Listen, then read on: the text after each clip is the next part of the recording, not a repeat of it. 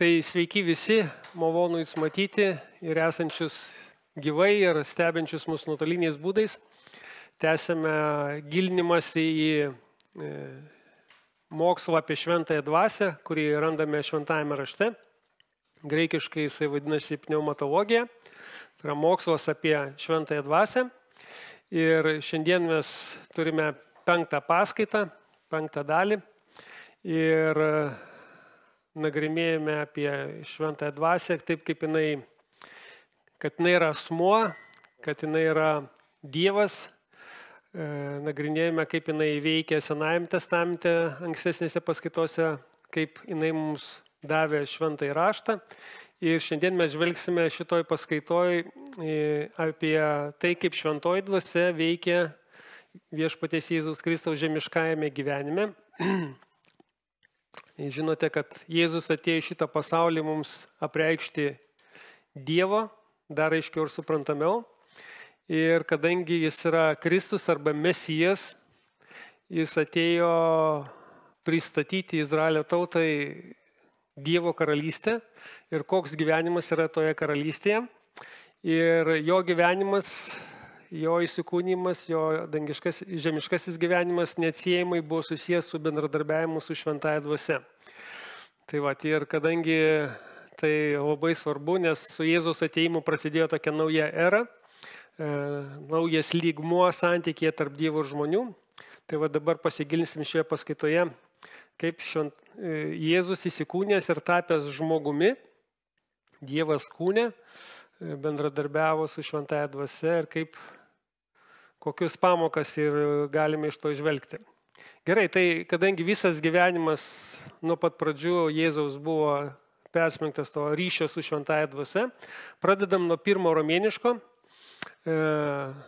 Daug rašto vietų yra padalomoji medžiagoje, mes galbūt ne kiekvieną smulkiai apžvelgsime. Tie, kas mus stebite ir jeigu norėtumėt gauti padalomoji medžiagą, galite parašyti mums elektroniniu paštu info@gerojinaujiena.lt ir jums atsiųsime padalomąją medžiagą. Bet visos ištraukos, kurias mes paminėsime ir paliesime, jos yra padalomoji medžiagoje. Kadangi šiek tiek yra sutrikimų su padauginimu, dalinkitės tarpusėje, paskui mes daugiau vienetų jums duosime. Gerai, pirmas punktas, 1 romėniškas, pranašystės apie Mesiją. Senajame testamente yra daugybė pranašysčių, kurios vienokiu ir kitokiu būdu nušviečia viešpaties Jėzaus Kristaus gimimą, atėjimą į šį pasaulį, jo veiklą.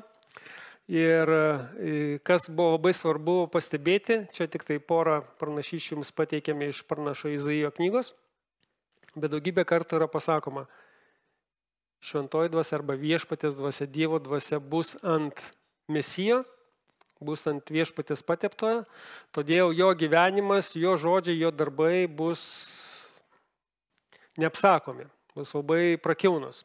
Ir pirma ištrauka paimta iš Izaijo 11 skyriaus, kur irgi pranašaujama, sako, iš Jėzės kelmo išdygs atžala, iš jo šaknies išaugs šaka, viešpaties dvasia bus ant jo. Atsimenat skirtumą Senojo testamento? Ant jo. Dvasia išminties, supratimo, dvasia patarimo ir galybės, dvasia pažinimo ir viešpaties baimės. Bijoti viešpaties jam bus džiaugsmas.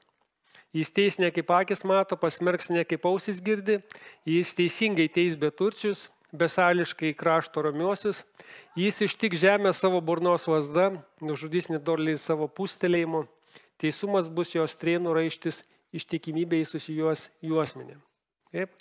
Ir visi tie darbai, ką vienoje ar kitoje pranašystėje kalbam apie viešpatį Jėzų Kristų, bus pasiekmė to, kad jis yra viešpatės pateptasis, jam suteikiama viešpatės dvasia ir šita viešpatės dvasia padarys jo gyvenimą ypatingu ir jo tarnystę. Izaijo 42 skyriui nuo 1 eilutės, kita ištrauka, kita pranašystė. Jį cituojama Mato Evangelijos 12 skyriui nuo 18 iki 21 eilutės, kur irgi minima, kad sako, štai mano tarnas, kurį palaikau, mano išrinktasis, kurį pamėgau, aš suteikiau jam savo dvasią ir jis įgyvendins teisingumo pagonyse. Jis nešūkaus ir nepakels balso, jo balso nesigirdės gatvėse, jis nenulauš įlūžusios nendrės ir neužgesins grūzdančio dagčio. jis įvykdys teisingumą iki galo. Jis nepails ir nenusivils, kol įgyvendins teisingumą žemė ir visi kraštai lauks jo įstatymo. Tai va, taip, kad šventoji dvasia bus ant Mesijo ir todėl jisai galės šventosios dvasios įgalintas atlikti tai, ką Dievas jam yra numatęs. Va, taip, kad kadangi Jėzus, prisimnate, kada mes studijavome prieš metus laiko kristologiją, mokėm apie Jėzų Kristų ir mes tyrinėjome Filipiečiam 2 skyrių. Taip? Ir Filipiečiam 2 skyriuje apaštalas Paulius kalbėdamas sako, kad Jėzus apiplėšė save, nors yra esybė lygus Dievui, save ištuštino ir priėmė žmogaus padėtį, priėmė tarno padėtį, buvo paklusnus tėvui iki mirties. Ir kadangi Jėzus atsistojo į žmogaus padėtį, savo žemiškame tarnavime jis buvo priklausomas nuo šventosios dvasios. Ir todėl būtent šventosios dvasios ypatingas patepimas ir lėmė tą ypatingą jo gyvenimą ir veiklą. Gerai, toliau keliaukime. B raidelė. Seno testamento pranašai apibūdina Mesijo laikus. Ne tik jį patį ir ką jis veikia, bet visą aplinką Mesijo laikų, kaip aktyvios, čia žodis aktyvios, šventosios dvasios veiklos laikotarpį. Čia dar 2 pranašystės jums iš pranašo Joelio, kur sakoma Joelio 2 skyriuje nuo 28 eilutės, po to aš išliesiu savo dvasios ant kiekvieno kūno, tai ant kiekvieno žmogaus. Jūsų sūnus ir dukteris pranašaus, seniai sapnuos sapnus ir jaunuoliai matys regėjimus. Taip pat ant vergų ir vergių tomis dienomis išliesiu savo dvasios. Aš danguje padarysiu stebuklų, kraujo, ugnies, rūkstančių dūmų, saulė pavirs tamsa, mėnulis krauju, prieš ateina didingai ir baisiai viešpaties dienai. Tada kiekvienas, kuris šauksis viešpaties vardą, bus išgelbėtas. Siono kalne ir Jeruzalėje bus išgelbėjimas, kaip viešpats pasakė likučiui, kurį jis pašauks. Reiškia, pranašaujama apie Izraelio tautos atstatymą Mesijo viešpatavimo žemėje laikais. Ir sakoma, dvasia bus ne tik ypatingų būdų ant paties Mesijo, dvasia bus išlieta ant kiekvieno kūno, ant kiekvieno žmogaus, kuris tuo metu bus ir gyvens Mesijo karalystėje.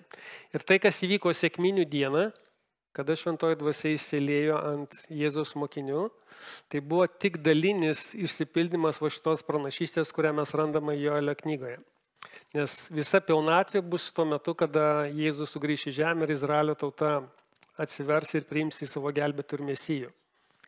Bet jau pirmavaisius, kaip sako šventas raštas, ragaujame dabar. Zacharijo pranašo 12 skyrius taip pat aprašo įvykius susijusius su antroji Jėzaus atėjimu.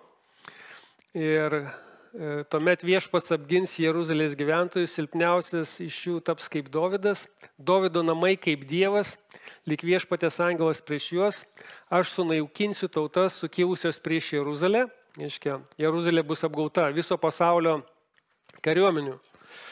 O Dovydo namams ir Jeruzalės gyventojams išliesiu malonės ir maldos dvasią. Jie žvelgs į mane, kurie jie perdorė, apraudos, kaip aprauda vienintelį sūnų, liūdės, kaip liūdį netekę pirmagimę. Ir čia kalbama, visas kontekstas šitos ištraukos yra labai ypatingas, kad Dievas duos antrą šansą Izraelio tautai atpažinti Jėzuje Mesiją ir kada tai vyks šventai dvasiai veikiant, bus vėl ypatingas šventosios dvasios įsiliejimas ir kadangi tauta žvelgs į tą, kurį jie perdorė ir supras, kad jie perdorė savo Mesiją, savo gelbėtoją, bus didelis nusiženimas, bus gedulas, kaip čia sako kitose eilutėse šitam skyriuje, bet ant jų bus išlieta malonės ir maldos dvasia. Gerai, C raidelė, kaip mes jau skaitėm anksčiau šitas ištraukas ankstesnėse paskaitose, pranašai Jeremijas ir Ezekielis ypatingai Senajame testamente pranašavo apie naują sandorą, kurią Dievas ateityje sudarys su Izraelio tauta.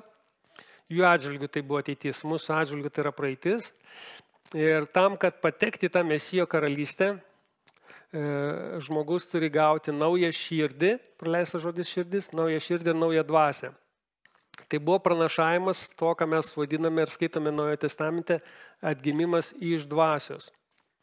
Taip ir Senajame testamente, nors galite rasti kai kurių galbūt teologų, kurie sakys, kad ir Senajame testamente atgimimas iš dvasios vykdavo, aš manau, kad nevykdavo, bet buvo tik tai pranašaujama, kas bus, kada ta naujoji sutartis bus sudaryta ir kaip žmonės galės patekti į Dievo karalystę. Būtent per tą naujos širdies, naujos dvasios gavimą.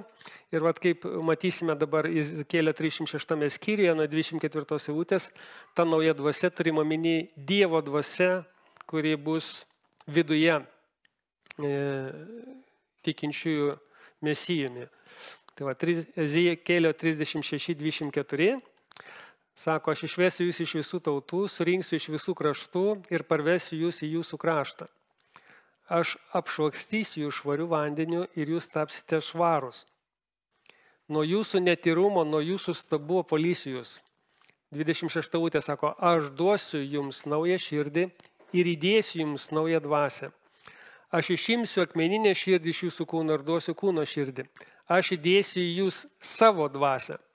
Ir čia labai keblu, kadangi kažkodėl lietuviškose vertimuose Senajame testamente kartais rašo dvasią iš didžiosios raidės, kartais rašo dvasią iš mažosios raidės.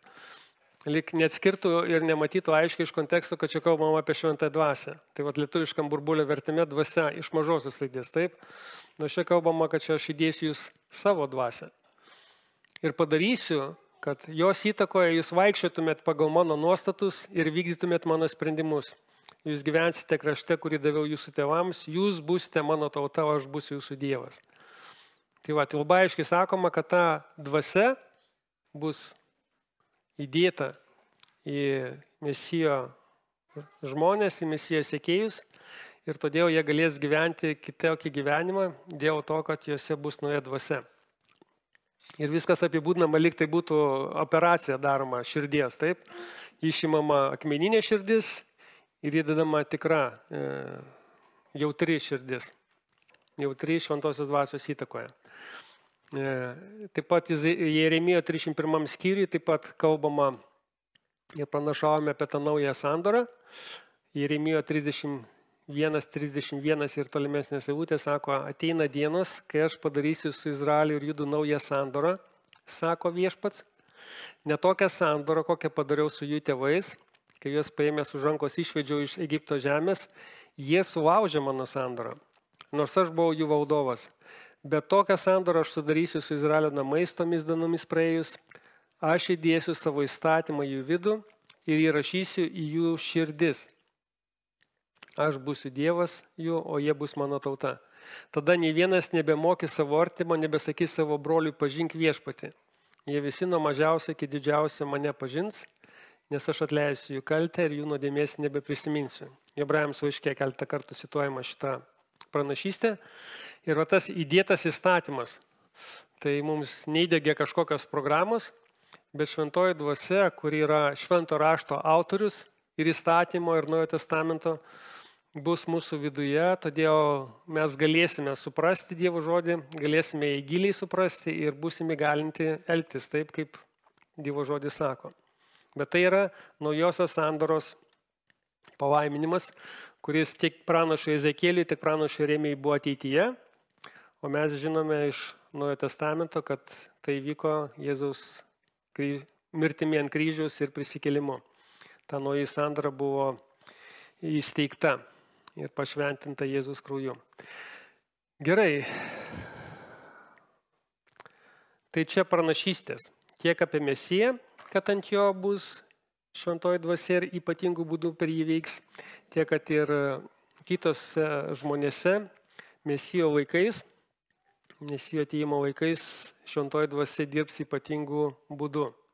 Ir kad patekti į Mesijo karalystę reikia naujos širdies ir dvasios apsigyvenimo viduje. Antras romėniškas yra tai, kad tie žmonės, kurie buvo susiję su Jėzaus gimimu, taip pat buvo labai aktyvioje šventosios dvasios įtakoje. Ir mes skaitėm prieš Kalėdas daug ištraukų iš švento rašto ir galite matyti, kad visose labai dažnai šventoji dvasia yra minima. kaip tas veikiantisis asmuo, kuris visą tą veiksmą valdė ir vedė į išsipildymą. Jonas Krikštytojas, taip, antras romėniškas, Jonas Krikštytojas buvo pripildytas šventąja dvasia dar prieš jam gimstant. Čia labai unikalus atvejis iš to, kas parašyta šventajame rašte. Luko 1 nuo 13 eilutės, kur Zakarijui angelas šventykloje pasakė, sako, nebijok Zakarijau, tavo malda išklausyta, tavo žmona Elžbieta pagimdys tau sūnų, tu pavadinsi jį Jonu, tai bus džiaugsmas ir linksmybė ir daugelis džiaugsis jo gimimu, nes jis bus didis viešpaties akyse, jis negers vyno, nei stipriųjų gėrimų, nuo pat gimimo, nors čia pas mus burbulio vertime, nuo pat gimimo, bet yra lygiai toks pats įsireiškimas Galatams laiške 1 skyriuje, kur Paulius sako, kad Dievas mane įsirinko, kai aš dar buvau motinos įsčiose. Tai va čia lygiai toks pasireiškimas, todėl tikslesnis vertimas būtų dar jam esant motinos įsčiose, jis bus kupinas šventosios dvasios ir todėl daugybė Izraelio vaikų atversi viešpatį jų Dievą. Jisai su Elio dvasia ir jėga pirma viešpatės, kreipdamas tėvų širdis į vaikus ir neklausiniosis į teisių nusistatymą, kad parengtų viešpačių paruoštą tautą. Taip, kad tas, kuris eis prieš jį, tas, kuris ruošiams kelią, buvo apdovanotas tokia malonė, kad dar esant įsčiose pas motiną jis jau buvo šventosios dvasios įtakoje. Todėl nuostabu taip, kad čia prie baraidelės matome, kai Elžbieta susitiko su Marija, Elžbieta tapo kupina šventosios dvasios, nes sako, kai išgirdau tavo sveikinimą, kūdikis iš džiaugsmo šoktelėjo mano įsčiose ir tada jinai, vidama šventosios dvasios, pasakė šitą padrasnimą Marijai, kad kokia aš laiminga, kad mano viešpatės motina mane aplanko. Ir va ta šventoji dvasia, kuri buvo jau ant Jono jos įsčiose, padarė įtaką ir jai pačiai ir jinai tiesiog išpranašavo, nors nežinojo, kad vyksta Marijos įsčiose, kad jinai jau nešioja viešpatį Jėzų Kristų savo įsčiose, buvo padrasinta. Taip, kad tie, kurie kalbėjo apie Jėzaus gimimo svarbą, baraidelė buvo taip pat pilni dvasios. Žodis pilnas, vėliau dar išsamiau kalbėsime kitoje sesijoje apie tai, kaip šventoji dvasia veikia tikinčiojo gyvenime, bet būti pilnu reiškia būti kontroliuojamu, būtų įtakoje šventosios dvasios. Tai va tiek kūdikis Jonas Krikštytojas, tiek jo motina buvo kupini šventosios dvasios ir tuo momentu šventoji dvasia kalbėjo per Elžbietą padrasninimo žodžius Marijai. Antras Zakarijas, taip pat pabuvęs nebylus eilę mėnesių, kol žmona išnešiojo ir pagimdė Joną, tapo pilnas šventosios dvasios ir ką darė, pranašavo savo sūnui, kad jis bus vadinamas aukščiausiojo pranašu, eis pirmą viešpatės veido jam kelio paruošti ir mokė žmonės pažinti išgelbėjimą per jų nuodėmę atleidimą. Ir širdingiausia mūsų Dievo gailestingumą, kurio mūsų aplankė iš aukštybių. Tai va, taip, kad Zakarijas taip pat atėjus tam tikrą momentui buvo pripildytas šventąja dvasia ir galėjo pasakyti šią pranašystę, kuri užrašyta Luko Evangelijos 1 skyriuje. Trečias Simeonas, taip pat Dievo žmogus, kuris gyveno Jeruzalėje, Luko 2 skyriuje nuo 25 eilutės. Ir čia aš, kadangi pats pamokslavau prieš Kalėdas šitą pamokslą, iš tos ištraukos labai įstabu, kad net 3 kartus šito ištraukai paminima, kad šventoji dvasia buvo ant jo, jam buvo šventosios dvasios apreikšta, kad jis nemirsęs, kol pamatys viešpatės Kristų. Ir kad šventosios dvasios paragintas jis atėjo į šventyklą tuo metu, kada Jozapas su Marija atnešė Jėzų kūdikį pašvęsti Dievui. Tai va, jis buvo, šventoji dvasia buvo ant jo, taip, jam šventoji dvasia apreiškė tam tikrus dalykus, leido suprasti tai, ko jis protų nebūtų supratęs.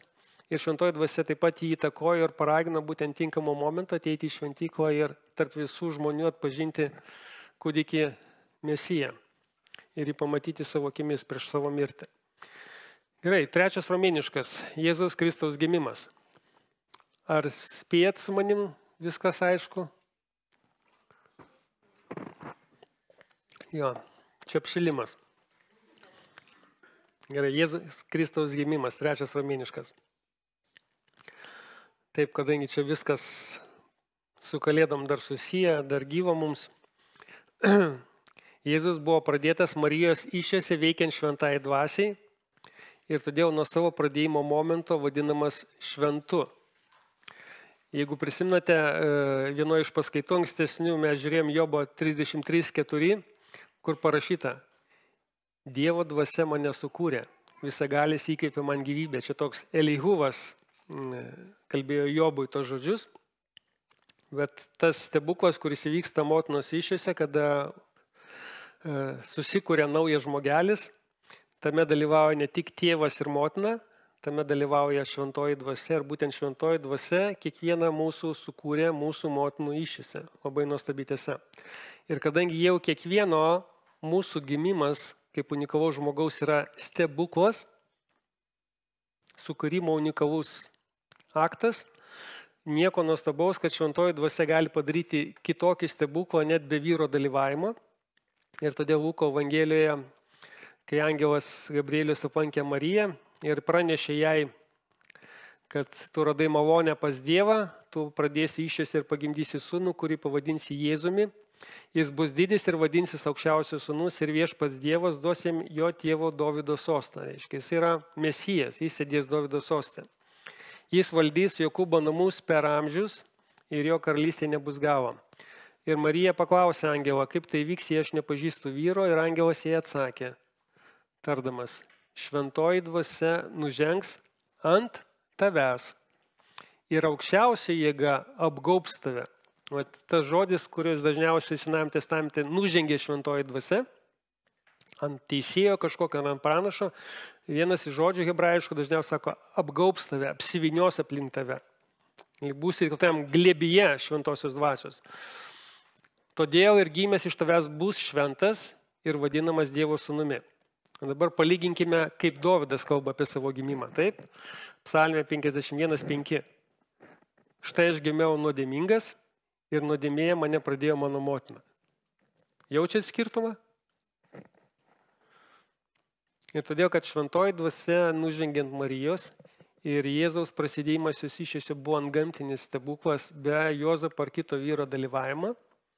Šventoji dvasia padarė taip, kad, sako, jis bus šventas, atskirtas Dievui, ypatingas, pranašesnis už visus kitus vaikus, kurie stebuklingai taip pat prasideda savo motinų įsčiose, ir jis bus vadinamas Dievo sūnumi. O Dovydas, kalbėdamas apie savo gimimą po savo nuopuolio su Batšeba, atgailauja prieš Dievą ir sako, aš žinau, kodėl aš padariau šitą nuodėmę, nes aš jau nuo gimimo esu nuodėmingas. Manyje yra nuodėminga prigimtis ir todėl tiek jis, tiek mes darome nuodėmės. Bet kada kalbam apie Jėzaus gimimą, sako, jis bus šventas ir jis bus vadinamas Dievo sūnumi. Ir šitą stebuklą, kad jis buvo kitoks nuo mūsų, nes jame nebuvo nuodėmingos prigimties, padarė būtent šventoji dvasia. Ar čia aišku ir suprantama?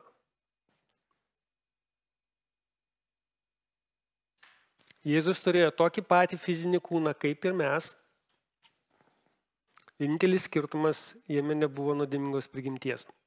Nėra aiškesnių eilučių, kurios tai pasako, bet va šitas skirtumas, kuris labai aiškiai matomas paprasto žmogaus gimimas ir Jėzaus gimimas, rodo, kad tas stebuklas, kurį padarė šventoji dvasia, duodama per Mariją kūną, turėjo tai, kad nuodėmingos prigimties Jėzus neturėjo. Ir yra dar viena vieta, jeigu neklystu, Romiečiam 8 skyriuje. Ir ten kalbama, kad Jėzus turėjo tokį kūną panašų į mūsų. Tai tenais lietuvių kalboje nelabai tiksliai išversta, bet žodis graikiškas reiškia, kad jo kūnas buvo panašus į mūsų, bet ne toks pats kaip mūsų. Ir ten naudojamas toks žodis homojos, kuris reiškia panašus. Taip, kad jis buvo tikrai fizinis žmogiškas kūnas, tik skirtumas, kad jis buvo be nuodėmingos prigimties. Todėl nuo pat gimimo buvo šventas ir toliau, matant jo vaikystę, visus elgesį jo, nes jis per visą savo gyvenimą nepadarė nei vienos nuodėmės. Ne tada, kada dar nebuvo pakrikštytas Jono Krikštytojo, jau būdamas suaugęs vyras, tai turim suprasti, kad tai jis galėjo padaryti todėl, kad tos nuodėmingos prigimties neturėjo ir kad būdamas vaikas buvo vis tiek šventosios dvasios įtakoje. Čia yra dar viena eilutė apie Marijos tapimą nešė šventosios dvasios, neskaitysiu, nes visos tos ištraukos žinomos visiems. Jėzaus vaikystė, 4 romėniškas. Ir žiūrėkite, nors ištraukose prašančiose Jėzaus vaikystė, pagrindė tai yra Luko Evangelijos 2 skyrius, šventoji dvasia tiesiogiai nėra minima, galime numatyti, kad šventoji dvasia veikia per Jėzų dar vaikystėje ir aplinkiniai tai pastebėjo. Ir tai pažiūrėkime iš tas ištraukas. Luko 2,40. Taip. Vaikelis augo, stiprėjo dvasia, buvo pilnas išminties ir Dievo malonė buvo su juo. Kai kuriuose vertimuose nėra stiprėjo dvasia, žodžio dvasia nėra, nes kai kuriuose senoviniuose rankraščiuose nėra čia žodžio dvasia. Bet panašus įsireiškimas panaudotas kalbant apie Joną Krikštytoją, kuris nuo buvimo motinos įsčiose buvo šventosios dvasios įtakoje. Todėl bent jau King James vertime ir kai kuriuose kitose pagal tekstus receptus rankraščių grupė vertimuose padarytose tame burbulio vertimas pas mus yra analogas. Šitas žodis naudojamas, bet tai, kad jis buvo pilnas išminties dar vaikystėje ir Dievo malonė buvo su juo, leidžia daryti prielaidą, kad jis taip pat buvo šventosios dvasios įtakoje dar būdamas vaikas. Ir va čia labai matosi tolimesnė ištraukoje nuo Luko Evangelijos 2 skyrius 46 eilutės, kada būdamas 12 metų buvo pirmą kartą atvestas tėvų į šventyklą. Ir kaip žinote, grįžtant jisai liko Jeruzalėje, nors tėvai iškeliavo. Ir pagaliau po 3 dienų jį rado šventykloje sėdinti tarp mokytojų, besiklausantį jų ir juos beklausinėjantį. Ir dabar žiūrėkite įdėmiai 47 eilutė. Visi, kurie jį girdėjo, stebėjosi jo išmanymu ir atsakymais. 12 metų vyrukas sėdė tarp teologijos mokslo daktarų ir veda diskusiją su jais. Taip? Tai, kaip aš jau sakiau, kalbėdamas apie Luko Evangelijos 2 skyrių, kad rasite žodelį stebėjosi, tai yra labai šaunus žodis. Graikiškas žodis reiškia, jie buvo išėję iš savęs, jie buvo šoko būsenoj, girdėdami, ką tas vaikelis kalba. Jiems žandikaulis atsinarinės buvo. Nes tokius dalykus jie girdėjo iš to 12 metų berniuko, kuris tenai su jais diskutavo, kaip lygų su lygiu, su tais mokytojais. Tai va, ir pamatė jį, tėvai labai nustebo ir jo motina jam tarė, vaikeliai, kodėl mums tai padarei? Štai tavo tėvas ir aš sielvartaudami ieškojame tavęs. Ir žiūrėkit, ką jis atsako. Jis atsakė, kamgi manęs ieškojate? Argi nežinote, kad man reikia būti savo tėvo reikaluose? Bet jie nesuprato jo pasakytų žodžių, jis iškeliavo su jais, grįžo į Nazaretą ir likęs jo jaunystės, paauglystės gyvenimas apibūdinamas 3 žodžiais. Jis buvo jiems klusnus, taip kaip moko šventas raštas, taip. Bet motina laikė visus tos žodžius savo širdį ir vėl dar viena frazė, Jėzus augo išmintimi metais ir malonė Dievo ir žmonių akise. Reiškia, kad nors buvo jaunuolis, nors buvo vaikas, jis įsiskyrė paklusnumu savo tėvams ir tokia išmintimi, kuri stebino net visko mačiusius to meto religinius vadovus. Tai va, taip, kad iš to galim daryti prielaidą, kad šventoji dvasia buvo su Jėzum, šventoji dvasia jį įtakojo ir jisai net ir būdamas jaunuolis ir vaikas įsiskyrė savo elgesiu ir dievotumu iš kitų žmonių, tarp kurių jis augo. Gerai, 5. Jėzaus krikštas. Jau čia dalyvauja šventoji dvasia. Ir čia labai ypatingas vieną dalyką, kurį pamačiau pirmą kartą. Jėzui pasikrikštijus, A raidelė, šventoji dvasia nužengiant jo matomu, arba galite dar pasirašyti, fiziniu būdu. Nežinau, ar buvo dar kažkokiu fiziniu pavidalu, bet atrodo, kad tai vienintelis atvejis šventam rašte, kada šventoji dvasia buvo matoma kažkokiame fizinėme kūne. Taip? Ir čia Mato Evangelijos 3 skyrius, kur kalba, kad pakrikštas Jėzus išbrido iš vandens, jam atsivėrė dangus ir jis pamatė, Jėzus pamatė, taip, Dievo dvasią sklendžiančią žemyn ir nusileidžiančią ant jo. Ir balsas iš dangaus prabilo, šitas, tai va, Jonui Krikštui, taip, šitas yra mano mylimas sūnus, kuriuo aš geriuosi. Lukas sako 3 skyriuje, kad visai tautai krikštintis Jėzus pakrikštas meldėsi ir būtent Jėzaus maldos metu buvo štai tas įvykis, sako, atsivėrė dangus ir šventoji dvasia, dabar pažiūrėkite įdėmiai, kūniškų pavidalų nusileido ant jo tarsi balandis. Ar tai buvo balandis, ar tai buvo kažkas panašaus į balandį, bet labai įdomu, kad Lukas pabrėžia, kūniškų pavidalų nusileido tarsi ant balandis ir balsas iš dangaus prabilo. Ir žiūrėkit, sako, šį kartą Jėzui, tu, mano mylimasis sūnus, tavim aš geriuosi. Ir Jonas, Jono Evangelijos 1:32, paliudijo, aš mačiau dvasią, lyg balandį nusileidžiantį iš dangaus ir jį pasiliko ant jo.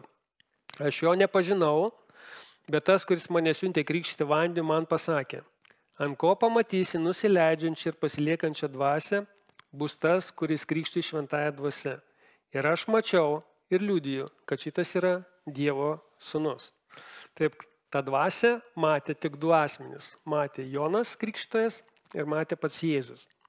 Kiti nematė šito įvykio. Ir kadangi apaštalas Jonas prieš tapdamas Jėzaus mokiniu buvo Jono Krikštojo mokinys, va šitą informaciją galėjo papildomą, kurių nėra kitose evangelijose, gauti tiesiogiai iš Jono Krikštojo, ką jis iš tikrųjų paliudijo apie Jėzų. Sako, aš mačiau dvasią ir aš buvau iš anksto, man pasakė, kad ta, ant kurio pamatysi nusileidžiančią dvasią, bus tas, kuris krikšti šventąją dvasią. Tai va, bet Luko Evangelijai labai įdomi pabrėžta, kad šventoji dvasia kūniškų pavidalų nusileido ant Jėzaus. Kada šventoji dvasia nusileisdavo ant Senojo testamento kurio nors žmogaus, kažkokio ženklo nebuvo matyti, tik tai tas vidinis to žmogaus pasikeitimas šventosios dvasios įtakoje. O ant Jėzaus jinai nusileido kūniškų pavidalų. B raidelė. Jėzus pradėjo savo kaip mesijo tarnystę tik po to, čia praleisti žodelį, tik po to, kai pasikrikštė ir jo nužengė šventoji dvasia. Vat po to Jono Krikšto įvyko Jėzaus patepimas mesijo tarnystėje, nes mesijas arba Kristus reiškia pateptasis. Ir patepimas nurodo tai, kad tam asmeniui suteikiama šventoji dvasia, kurį, kaip mes skaitėm Senojo testamento, tai paskaitoju apie šventosios dvasios veiklą Senajame testamente, nužengdavo ant Dievo pasirinkto žmogaus, kad įgalintų jį atlikti vienokią ar kitokią tarnystę, kuriai Dievas jį pašaukdavo. Taip, kad jeigu Dievas šaukia kažką daryti, jis įgalina, aprūpina viskuo, kas reikalinga, kad žmogus galėtų tą pašaukimą, tą tarnystę atlikti. Taip, kad mesijo tarnystėje buvo reikalingas šitas ypatingas šventosios dvasios patepimas, kad net šventoji dvasia matomų būdų ant jo nusileido. Tarsi balandis. Ir žiūrėkite, 10 skyriuje apaštalų darbų knygoje apaštalas čia Petras apaštalas pamokslauja Kornelijaus namuose pamokslą ir jis pasakoja apie šitus įvykius ir žiūrėkit, ką jisai sako. Jūs žinote, kas yra įvykę visoje Judėjoje, pradedant nuo Galilėjos, po Jono skelbtojo krikšto, kaip Dievas patepė šventąją dvasią ir jėga. Matot? Patepė šventąją dvasią ir jėga Jėzų iš Nazareto ir jis vaikščiojo darydamas gerą ir gydamas visus velnio pavergtuosius, nes Dievas buvo su juo. O tas šventosios dvasios buvimas su žmogum, taip pat kartais skaitysite, Dievas buvo su juo. Pavyzdžiui, Jozapas pradžios knygui buvo kalėjime, buvo vergyje ir ten sakoma, Dievas buvo su juo. Tai kitas išsireiškimas pasakyti, kad su juo buvo šventoji dvasia. Ir jinai jam padėjo teisingai mąstyti ir teisingai elgtis. O viešpats Jėzus Kristus buvo pateptas šventąją dvasią jėga, kad galėtų šitą mesijo tarnystę atlikti. Ir todėl Dievas darė gerą ir gydė visus velnio pavergtuosius, nes Dievas buvo su juo. Dabar kita ištrauka, irgi labai įdomi. Luko 4 skyriuje po Jėzaus krikšto. Žiūrėkite, po Jėzaus krikšto, kada šventoji dvasia nužengė ant Jėzaus, taip? 4 skyrius Luko Evangelija nuo 1 eilutės. Kupinas šventosios dvasios, Jėzus grįžo nuo Jordano ir žiūrėkite, ir dvasia nuvedė jį į dykumą 40 dienų, kad jis būtų velnio gundomas. Jis nieko nevalgė per tas dienas, jiems pasigavybus buvo alkanas.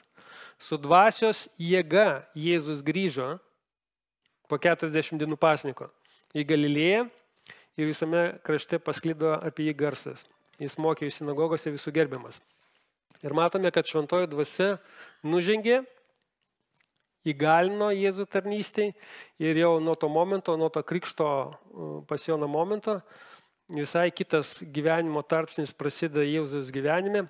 Jo kūdikystė ir vaikystė labai trumpai nušviečiama šventam rašte, bet tas gyvenimas po to momento, kai ant jo nužengė matomų pavydalų šventoji dvasia, labai plačiai aprašytas ir 4 evangelijose ir apaštalų laiškuose. Taip kad tarnystė prasidėjo tik po šito patepimo šventąja dvasia po krikšto pas Joną Krikštytoją. Gerai, dabar pažvelkime 6 romėniškas Jėzaus žemiškoji tarnystė.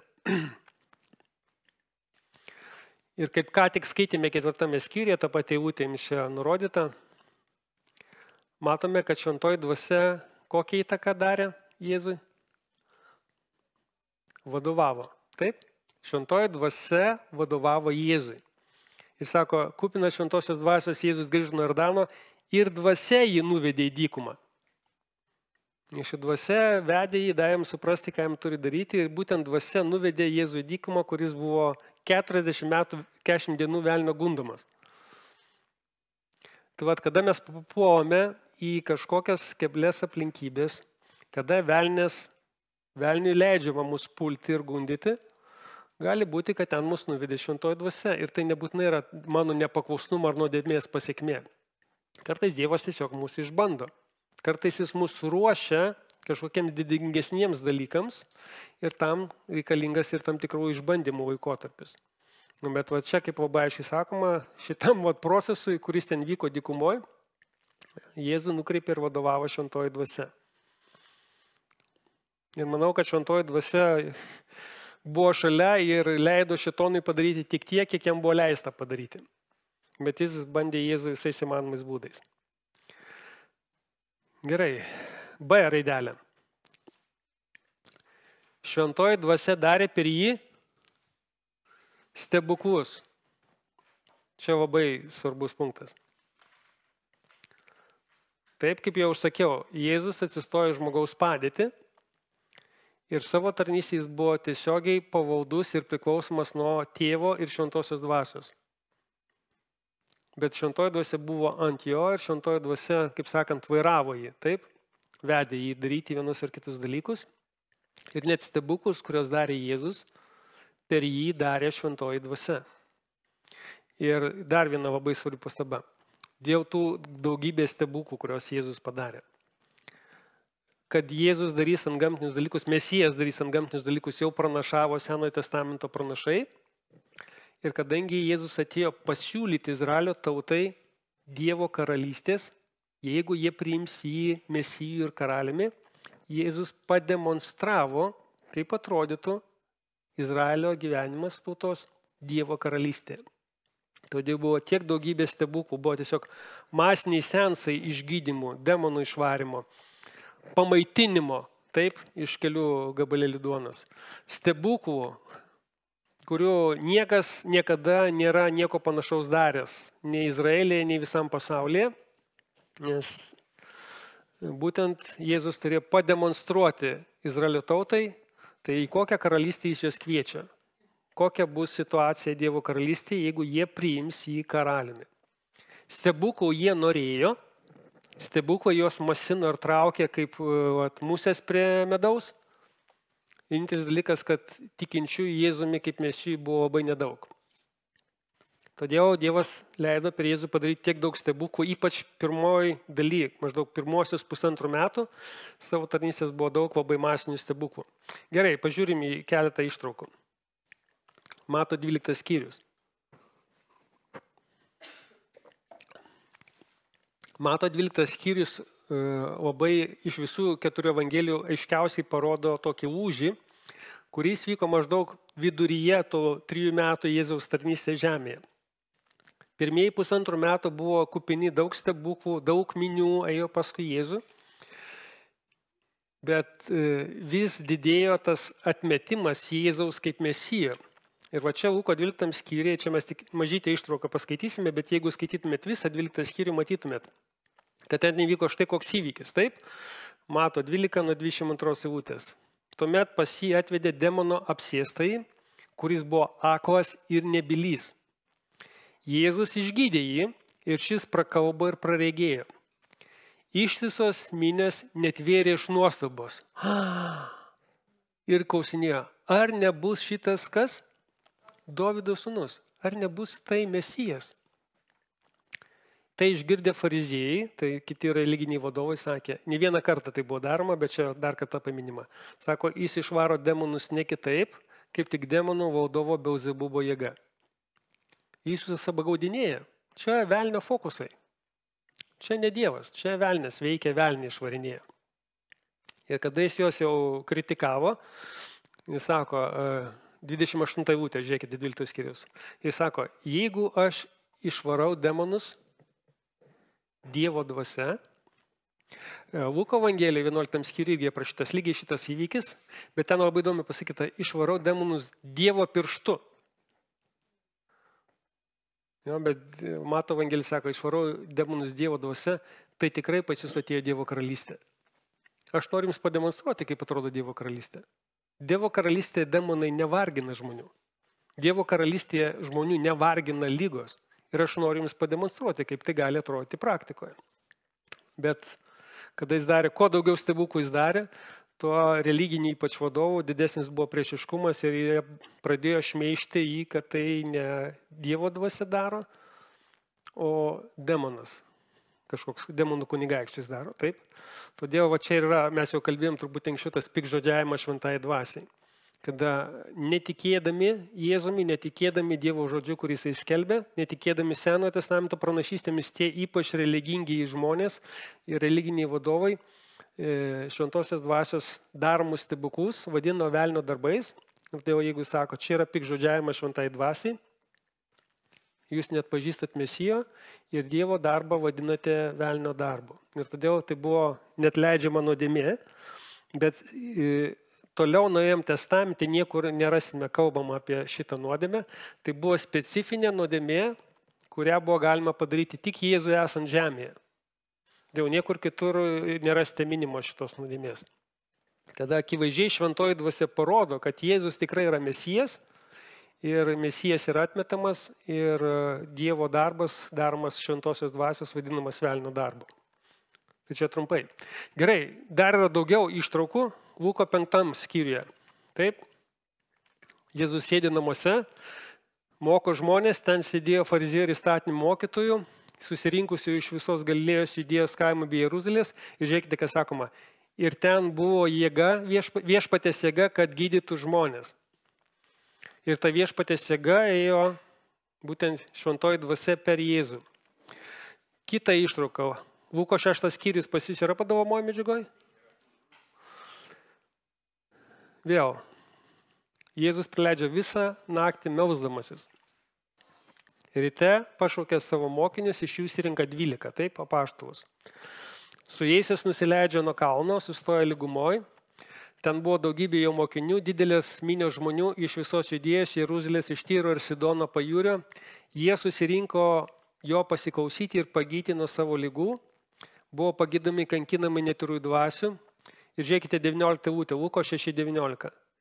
Visa minia stengėsi jį paliesti, nes iš jo ėjo jėga ir kai kuriuos iš jų pagydė. Visus gydė. Mat Jėzus liodė parodyti, kokią jėgą, bet ta jėga buvo būtent šventosios dvasios veikimas per Jėzų. Bet buvo gydomi visi. Tai dabar vienas nukrypimas dėl charizmatų mokymo apie jo išgydymus. Šiek tiek vėliau, už 2 mėnesių vėliuosi, kada mes kalbėsime apie dvasinės dovanas, išsamiau grįšime ir išsamiau pagvildensime.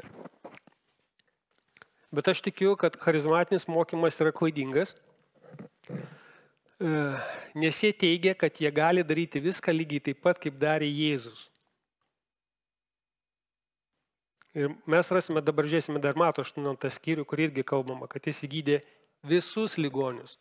nuo bet kokios lygos, ar aklas, ar raišas nuo gimimo, ar dar kažkokios lygos, paralyžiuotas, taip? Nekalbantis ir neregidintis. Iškia, kokia be būtų lyga, ne vieną kartą pabrėžima, kad Jėzus išgydė visus nuo bet kokios lygos.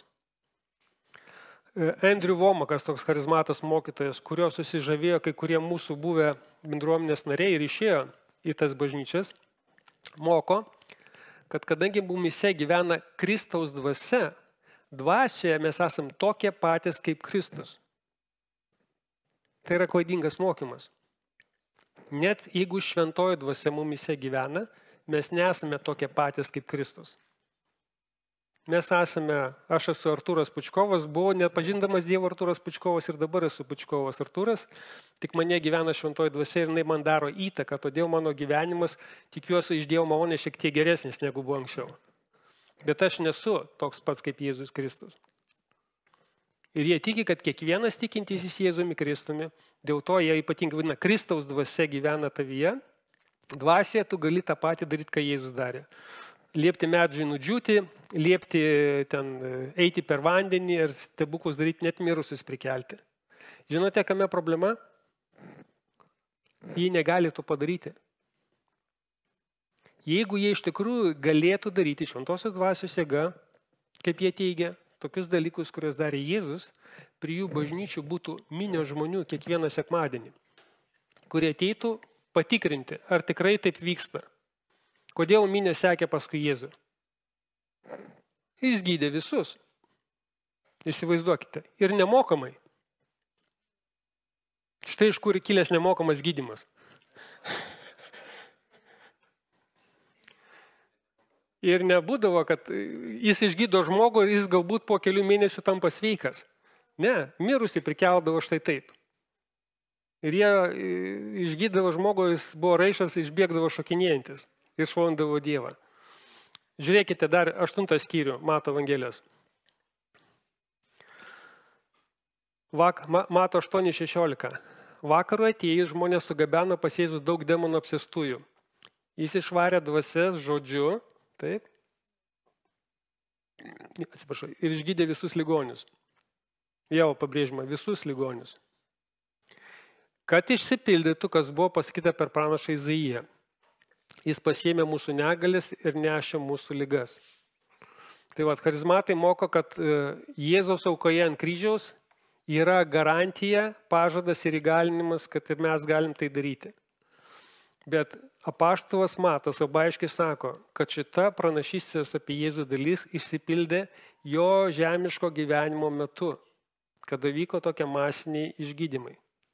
Net apaštalai, kuriems Dievas Jėzus davė specialų įgaliojimą kaip savo ypatingiems atstovams, padėti pagrindus toliau bažnyčios veiklai ir tvarkai, net apaštalai visų išgydyti negalėjo. 2 Timotiejų laiške Paulius sako, Trofimą, savo artimą bendradarbį, sako, aš palikau mylėtę sergantį. Jėzus išgydydavo visus, nes tai buvo Senajame testamente išpranašauta Mesijo veikla. Ir jis galėjo tokius dalykus daryti, nes jis buvo ypatingų būdų pateptas ir įgalintas šventosios dvasios. Taip kad niekas, joks charizmatas, koks būtų garsus, sakytų, kad jis turi dovaną, nieko panašaus padaryti negali, nes tai buvo skirtas specialiam laikotarpiui. Jėzus siūlė Izraelio tautai įžengti į Dievo karalystę tuo metu, kai jis buvo žemėje.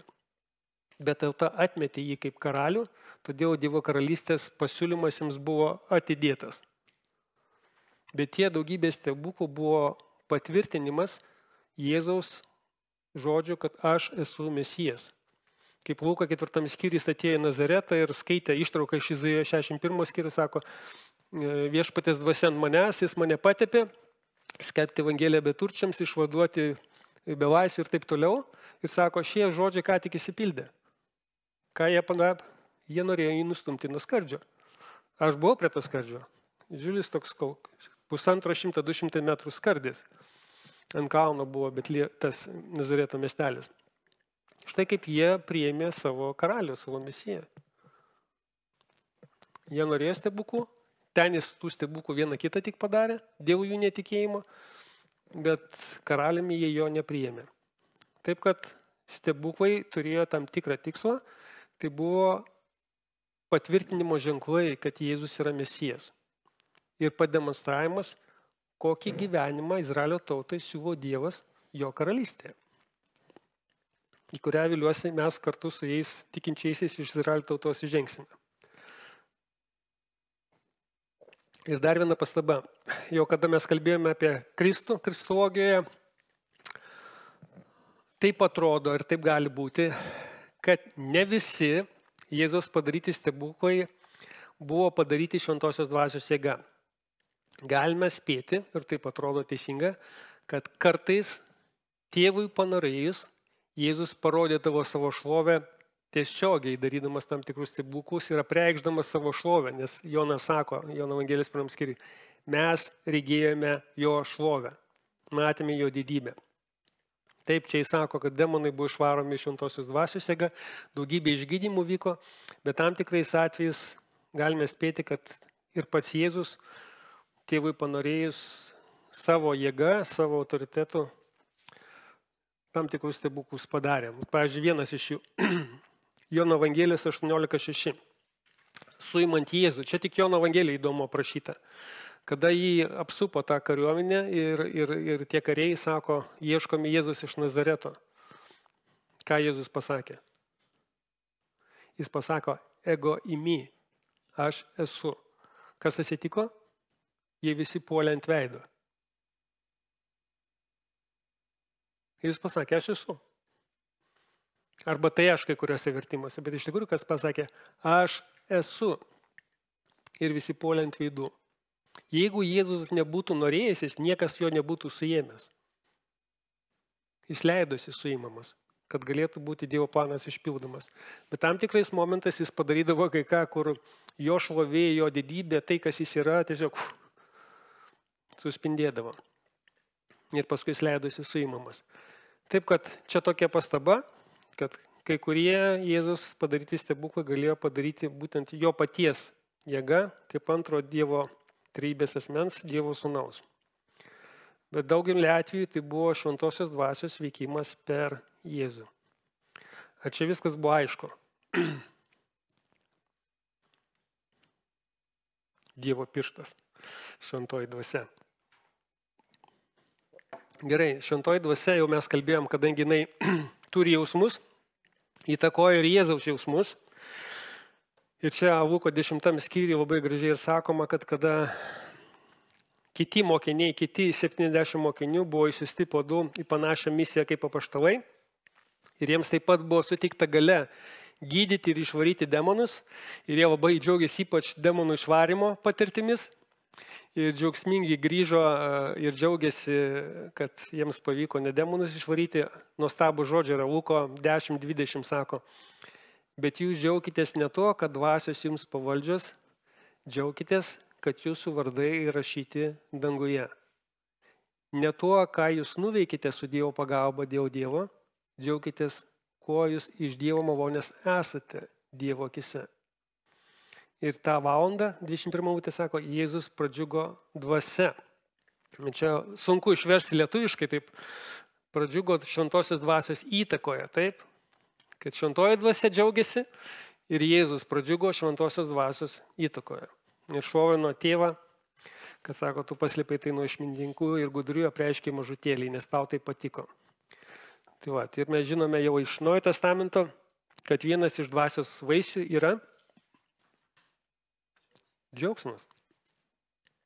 Kad šventoji dvasia, kuri turi jausmus, kuri turi emocijas, nes yra asmuo, gali savojo džiaugsmu, savają ramybę, savojo gebėjimu susitvardyti, įtakoti mus ir padėti mums patirti tai, ką jinai patiria. Gerai, tai įtakoja Jėzaus jausmų šventoji dvasia. Taip pat per šventąją dvasią Jėzus davė įsakymus, taip, arba mokė apaštalus ir kitus žmonės. Čia paėmiau žodį įsakymus, nes taip yra parašyta apaštalų darbų 1 skyriuje, kad Jėzus prieš paimamas į dangų per šventąją dvasią davęs savo išrinkties apaštalams įsakymą. Tai, ką mokė Jėzus, tai, ką kalbėjo Jėzus, šventoji dvasia per jį kalbėjo. Ir čia buvo ypatingas Jėzus ir šventosios dvasios bendradarbiavimas. Kaip ir šventoji dvasia nori kalbėti per kiekvieną iš mūsų, jeigu mes leidžiame. Taip pat kitose ištraukose Jono Evangelijos 14 ir 16 skyriuje Jėzus prieš savo mirtį kalbėjo, kad Godėjas šventoji dvasia, kurią mano vardu tėvas atsiųs, mokys jūs visko ir viską primins, ką jums sakiau. Pratęs tą mokymą, kurį Jėzus pradėjo ir net primins tai, ką jie girdėjo iš Jėzus. Nežinau, mačiau filme Chosen rodo, kad kai kurie apaštalai turėjo tokius bloknotus. Nežinau, ar tais laikais tokie dalykai buvo, kad užsirašinėjo Jėzus žodžius. Gal kai kurie iš jų buvo labai raštingi ir užsirašinėjo. Matas ten rodomas, kad buvo labai tas kruopštus užrašinėtojas Jėzus minčių. Bet sako, tas, kuris jums primins, tai, ką aš sakiau ir mokiau, yra šventoji dvasia. Jinai toliau jūs mokys. 16 skyriuje Jono Evangelijos irgi labai gražu, įstabus yra nuo 12 eilutės žodžių. Žiūrėkite, ką sako Jėzus. Sako, dar daug ką turiu jums pasakyti, bet dabar negalite pakelti. Nesugebėsite suvokti ir priimti. Nieko baisaus. Ateis jį tiesos dvasia, jį jūs įves į visą tiesą. Jį nekalbės iš savęs, bet kalbės, ką išgirs ir paneš, kas dar turi įvykti. Jį pašovins mane, nesims iš to, kas mano, ir jums tai paskelbs. Čia turim omeny, kad tai, ką sakė Jėzus, ką kalbėjo Jėzus, šventoji dvasia apšvies po kurio laiko jos giliau suprasti. Ir todėl mes matysime vieną keletą iliustracijų, kur kaip viskas buvo. Kad Evangelijose rašomi Jėzaus žodžiai. Ir tada apaštalas ar Lukas komentarą pasako, tokį kaip apibendrinimą arba pagilinimą tos minties, kas buvo ten Jėzaus žodžiuose pasakyta. Kad šventoji dvasia toliau mokys ir ves į dar gilesnį supratimą, ką mokė Jėzus, kas jis toks yra. Antram skyriui Jono Evangelijos, kai jis pasakė savo tarnystės pradžioje, nugriaukite šventyklą ir aš per 3 dienas atstatysiu ją. Taip? Net apaštalai nesuprato, ką čia Jėzus pasakė. Sako, tik po to, kai jis prisikėlė, jie prisiminė šitos žodžius ir suprato, ką Jėzus turėjo omeny. Kad jis kalbėjo ne apie fizinę šventyklą, kurioje ten vyko garbinimas, o apie savo kūno šventyklą. Nes jis buvo Dievas kūne ir jo kūnas buvo Dievo šventykla. Todėl jisai sakė per vieną savo pamokslų, sako, tarp jūs yra kažkas didingesnė negu Dievo šventykla. Yra pats Dievas kūne. Tai va, taip, kad šventoji dvasia turėjo tą tolimesnę mokymo tarnystę, jinai yra kitas padėjėjas arba kitas guodėjas, globėjas, galbūt tiksliausias žodis paraklytos išversti lietuvių kalbą, kuris toliau vedė mokinius ir mokė ir priiminė dalykus, kurių mokė Jėzus. Tai va, todėl per Jėzų veikdama šventoji dvasia ir jam gyvam esant ir po jo grįžimo į dangų šitą tarnystę mokymo tęsė. Gerai, 7 romėniškas apie Jėzus Kristaus mirtį.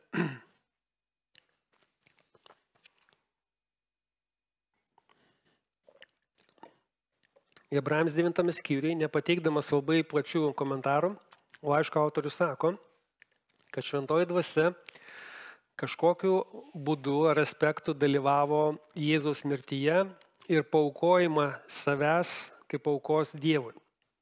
Ir čia Hebrajams 9 nuo 13 eilutės sakoma. Jeigu jaučių bei ožių kraujas ir telyčios pelenai per apšlakstymą pašventina susitepusius, kad jų kūnas būtų švarus, tai pagal Senojo testamento apsivalymo visas tvarkas, tai nepalyginamai labiau kraujas Kristaus, kuris per amžinąją dvasią paaukojo save kaip auką bedimės Dievui, nuvalys jūsų sąžinę nuo mirties darbų, kad tarnautume gyvajam Dievui. Kokie ten buvo aspektai šventosios dvasios dalyvavimo šitame Kristaus savęs aukojime neprašomi, bet sakoma, šventoji dvasia buvo ten ir dalyvavo. Ir kad jis per amžinąją dvasią paaukojo save kaip auką bedimės Dievui. Tai va, taip, kad šventoji dvasia dalyvavo ir tame įvykėje, kada Jėzus mirė ir savo auką pagarbino Dievą ir atnešė tą visų mūsų nuodėmės vieną kartą visiems laikams išperkančią savo kraujo auką. 8. Jėzaus prisikėlimas. Nors tos ištraukos, čia kelias ištraukas mes pažiūrėsime, nesako labai tiesiogiai ir akivaizdžiai, bent jau originalo kalboje, kad šventoji dvasia prikėlė Jėzų Kristų iš numirusių, bet galime sau leisti manyti, kad tėvas tai padarė kartu su šventąja dvasia arba per šventąją dvasią Jėzus buvo prikeltas. Ir dabar žiūrėkite, Romiečiam 8:11, taip yra pas jūs ištrauka. Ten sakoma, jeigu jumise gyvena dvasia to, kuris Jėzų Kristų prikėlė iš numirusių. Dvasia to, kuris Jėzų Kristų prikėlė iš numirusių. Čia kalbam apie Dievą tėvą, taip? Jumise gyvena dvasia to, kuris Jėzų Kristų prikėlė iš numirusių. Tai jis prikėlęs iš numirusių Kristų, taip atrodo kalba, kad tėvas prikėlė iš numirusių Kristų, atgaivins ir jūsų mirtingus kūnus savo dvasia gyvenančią jumyse. Atgaivins ir jūsų mirtingus kūnus, čia turime prikėlimas iš numirusių, mūsų atėjus Dievo numatytų laikui. Bet kadangi čia aiškiai sakoma, kad mus prikels iš numirusių tikrai šventoji dvasia, galime daryti prielaidą, kad Jėzų Kristų tėvas prikėlė iš numirusių per šventąją dvasią. Čia biški žemiau yra 1 Petro 3:18. Originalo kalboje taip aiškiai neskamba irgi, kaip čia lietuviškai išversta, kad Kristus kentėjo vieną kartą už nuodėmės, teisusis už neteisiuosius, kad mus nuvestų pas Dievą, beje kūnų numarintas, bet atgaivintas dvasia. Čia kai kurie rašto aiškinai daro prielaidą, kad ši dvasia turi minį paties Kristaus dvasia, nes 19 eilutė toliau sako, kad jis nužengė žemyn ir skelbė kalėjime esančiam dvasiom, kuris buvo kadaise neklusnės nuėjaus dienomis, kai Dievo kantrybė laukė bestatant arką. Kad kalba apie tą būseną, kurią Jėzus patyrė po mirties, nužengdamas į mirusių buveinę. Taip, kad nors lietuviškam vertime dvasia iš didžiosios raidės, tokia kaip nuoroda, gali būti šventąją dvasią, tas aiškinimas čia būtų sudėtingas. Todėl mes tik darom prielaidą, kuri gali būti pagrįsta, nes žinome, kad šventoji dvasia visur dalyvauja kartu su tėvu ir Jėzumi ir jie visus darbus daro visi kartu, pasidalindami tam tikrom sritim, kad tame prisikėlime iš numirusiųjų, kurį atliko tėvas, dalyvavo šventoji dvasia ir jinai buvo būtent tas veikiantysis Dievo asmuo, kuris tai vykdė. Ir dar viena ištrauka, kurią noriu atkreipti dėmesį, Romiečiam 1. Pačioj pradžioje laiško Romiečiam apaštalas Paulius sako labai svarbų teiginį apie Jėzų, apie jo prisikėlimą iš numirusių. Sako apaštalas Paulius, Jėzaus Kristaus tarnas, pašauktas apaštalų, išrinktas skelbti Dievo evangeliją, kurią jis iš anksto pažadėjo per savo pranašus šventuosiuose raštuose. Ir evangelijos esmė yra apie jo sūnų, kūnų kilusi iš Dovydo palikuonių. Ir dabar žiūrėkite 4 eilutę įdėmį. Šventumo dvasia per prisikėlimą iš numirusių pristatyta galingų Dievo sūnumi, Jėzų Kristų mūsų viešpatį. Tai sako, kad šventoji dvasia per Jėzaus Kristaus prisikėlimą pristatė mums tai, kas Jėzus iš tikrųjų yra, kad jis ne tik kūnų kilęs iš Dovydo palikuonių ir teisėtas paveldėtojas gali būti Izraelio karalystės, bet jis buvo pristatytas prisikėlimų iš numirusių kaip galingas Dievo sūnus. Ir tai padarė šventumo dvasia. Čia labai įdomus šventosios dvasios vardas, kad jis buvo pristatytas. Kaip buvo prezentacija, mes dabar žinom, taip, kažką tai pristatome jums naują produktą arba naują asmenį naujose pareigose. Tai buvo pristatytas Jėzus kaip galingas Dievo sūnus, Mesijas ir Izraelio sosto paveldėtojas. Kad tai padarė šventoji dvasia, per šventąją dvasią buvo tai padaryta. Tai tiek, tai dabar mes perėjom per skirtingus etapus Jėzaus Kristaus žemiško gyvenimo ir matėm, kad visur, kur tik Jėzus kažką veikė, kažką darė, visur dalyvavo šventoji dvasia. Kaip tas asmo, kuris jį įgalino ir veikė per jį ypatingų būdų. Kad Jėzus galėtų pasakyti ir padaryti ir atlikti žemėje viską, ką tėvas buvo jam numatęs atlikti ir svarbiausia išpirkti mūsų visų nuodėmes ir paaukoti šitą jam priimtiną auką. Ar būtų klausimų iš to, ką mes čia visi kartu dabar apžvelgėme?